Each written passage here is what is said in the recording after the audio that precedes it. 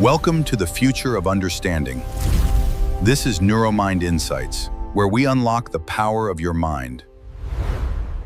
Imagine an early human ancestor sprinting through dense brush to escape a predator. To survive, their brain developed a negativity bias. It prioritized threats over joys, because missing a beautiful sunset was harmless, but missing a rustling bush meant death. You don't face apex predators on your morning commute, yet that same survival reflex is still running, scanning for threats. It keeps you anxious over overflowing inboxes, awkward conversations, and the pace of modern life. We are operating with biological hardware designed for a different world. By default, the human brain prioritizes survival, often at the expense of your daily sense of well-being.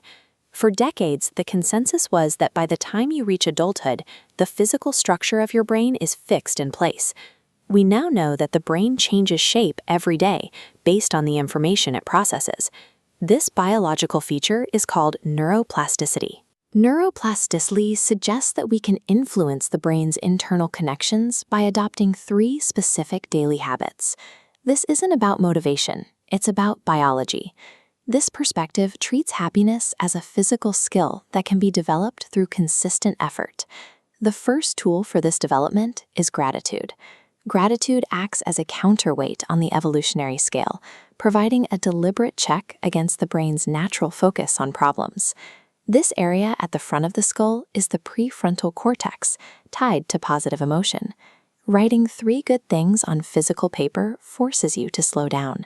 As you write, these neural pathways expand and branch outward, physically training this tissue. Practicing this before checking your phone in the morning sets a positive baseline for the day.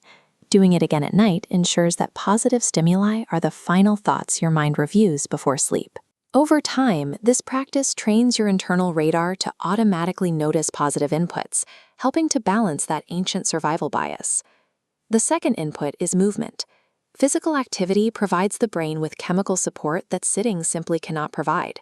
When you move, you release brain-derived neurotrophic factor, or BDNF, fertilizer for your brain cells.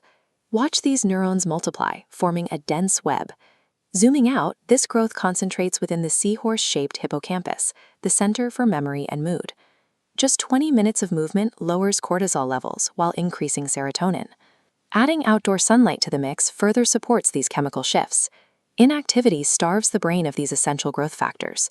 Movement is a biological requirement to nourish brain cells and regulate the body's stress response. The final input is connection. Human biology is built for social bonding as a means of protection.